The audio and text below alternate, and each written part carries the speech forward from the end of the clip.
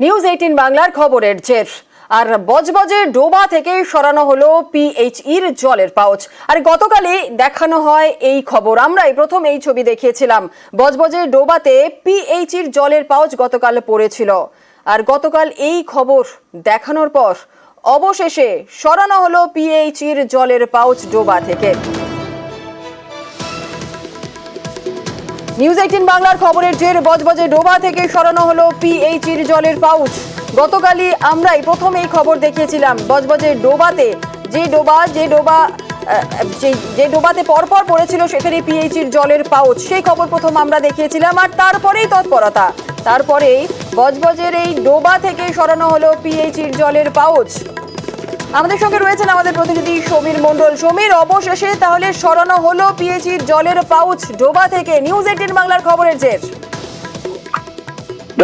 দক্ষিণ 24 পরগনা বজবজ 1 নম্বর ব্লকের বিডিও অফিসের মধ্যে বিভিন্ন যে জলের মধ্যে পিএইচডি যে জলের বস্তার মধ্যে পাউচ ছিল, সেই পাউচ অবস্থা একদম জলের নোংরা জায়গায় রাখা ছিল এবং ফেলে দেওয়া হয়েছিল।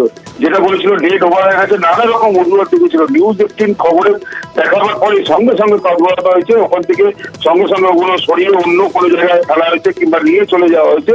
সেই জায়গাটা তারপরে যখন আমরা যাই দেখলাম যে নিউজ 18 যেহেতু সারাদিন কালকে দেখাবার পরে এই যে জল অপচয় করছে এবং জল যখন অন্য জায়গায় খেতে পায় না, এখানে জল নষ্ট হচ্ছে, সেই পাউচ দেখাবার পরেই সঙ্গে সঙ্গে ওখান থেকে সরিয়ে দেওয়া হয়েছে এবং ওই জায়গাটায় অন্যান্য নোংরা ফেলে আরো জায়গাটাকে পরিষ্কার করে দেওয়া হয়েছে। যে এখানে কোনো এমন ভাবে সরিয়ে দেওয়া হয়েছে যেন এখানে কোনো কিছু এরকম কোনো ঘটনাই ঘটেনি। সেই নিউজ 18 বাংলাকে অনেক লোকই ধন্যবাদ দিয়েছে যে ক্যামেরার সামনে যে এইটা দীর্ঘদিন ধরে এরকম চলছিল বা এরকম বলার পরেই আপনারা দেখাবার পরেই এটা সরিয়ে গেছে। ধন্যবাদ সমীর।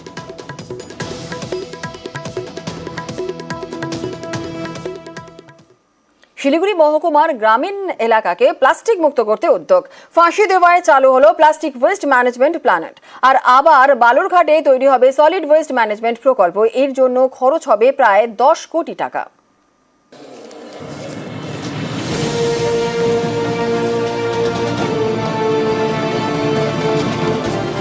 প্লাস্টিক থেকে নানা বিপদ, তাই পরিবেশ রক্ষায় উদ্যোগ। গ্রামীণ এলাকাকে প্লাস্টিক মুক্ত করতে ময়দানে শিলিগুড়ি মহকুমা পরিষদ। ফাঁসি দেওয়ার ঘোষপুকুরে চালু হলো প্লাস্টিক ওয়েস্ট ম্যানেজমেন্ট প্রকল্প। শিলিগুড়ির বিভিন্ন গ্রাম পঞ্চায়েতে রয়েছে এই সলিড ওয়েস্ট ম্যানেজমেন্ট প্রকল্প। সেখানে বিভিন্ন জায়গার আবর্জনা জমা হয়। এইসব আবর্জনা থেকে সংগ্রহ করা হবে প্লাস্টিক, তা চলে যাবে ফাঁসি দেওয়ার প্ল্যান্টে, তারপর প্রসেসিং। প্লাস্টিক নানা কাজে ব্যবহার করা হবে। এটা আমাদের দার্জিলিং জেলার প্রথম যেটা রাস্তা বানাই পিচের সাথে ওটা মিলিয়ে আমরা কিন্তু রাস্তাতে ব্যবহার করতে পারবো। পাশাপাশি সুতোর আইটেমগুলো যেগুলো কিন্তু ওইখান থেকে তৈরি করবে, প্রত্যেকেই যাতে তাদের প্লাস্টিকগুলো ওইখানে পাঠায়। এখানে যে প্লাস্টিকগুলো আসবে সেই প্লাস্টিকগুলোকে দুভাগে ভাগ করা হবে। যেগুলো ডিরেক্ট সেল করা যাবে সেগুলো এখান থেকে ভেন্ডার, এনলিস্টেড ভেন্ডারদেরকে, রেজিস্টার রিসাইক্লার আছে তাদের কাছে পাঠিয়ে দেওয়া হবে। দক্ষিণ দিনাজপুরের বালুরঘাট শহরের আবর্জনা ফেলা হয় ডাম্পিং গ্রাউন্ডে। এই ডাম্পিং গ্রাউন্ডে তৈরি করা হবে সলিড ওয়েস্ট ম্যানেজমেন্ট প্রকল্প। সেই কাজ শুরু বুধবার থেকে।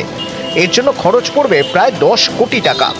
এই প্ল্যান্টের কাজ শেষ হলে আবর্জনা থেকে তৈরি হবে সার।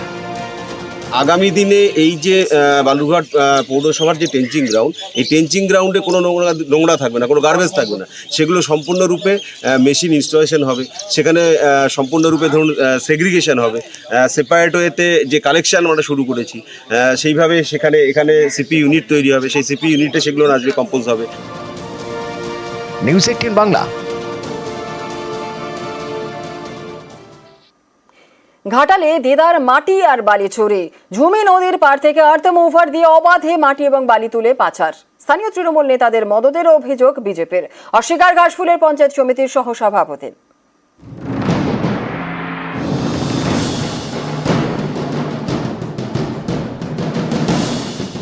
পশ্চিম মেদিনীপুরের ঘাটালে মাটি মাফিয়ার দৌরাত্ম্য। দিনে দুপুরে ঝুমি নদীর ধার থেকে দেদার মাটি বালি চুরি, পাচার হয়ে যাচ্ছে ট্রাক্টরে। এ নিয়ে রাজনৈতিক চর্চাও তুঙ্গে। বিভিন্ন জায়গায় তৃণমূলরা অবৈধভাবে তুলে থাকে এবং বিক্রি করে থাকে। এর জন্য প্রশাসন কোনো ভূমিকা নেয়নি।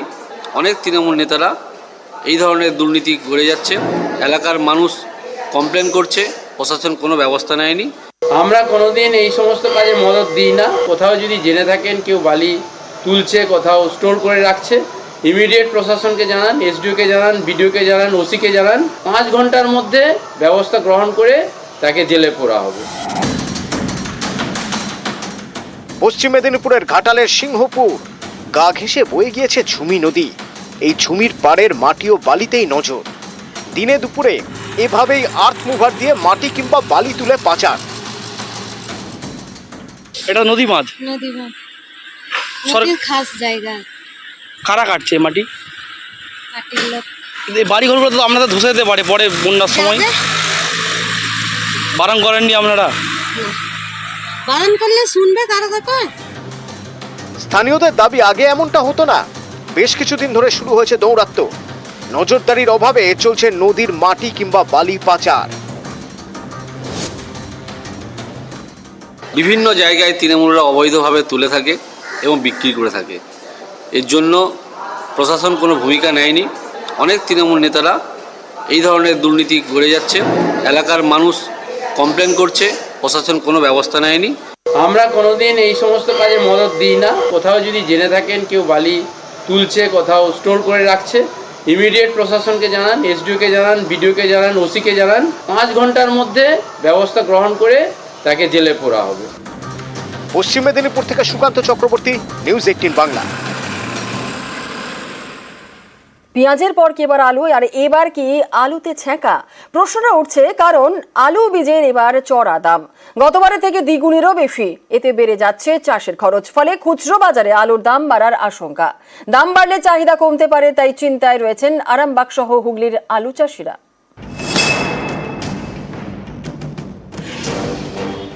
হুগলির আরামবাগের কৃষকদের দাবি,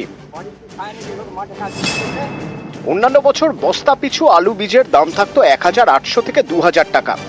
এবছর সেটাই কিনতে খরচ প্রায় 4000 টাকা। অর্থাৎ এবার আলুর বীজ কিনতে হচ্ছে দ্বিগুণের বেশি দামে। এতেই চিন্তায় হুগলির আলু চাষিরা।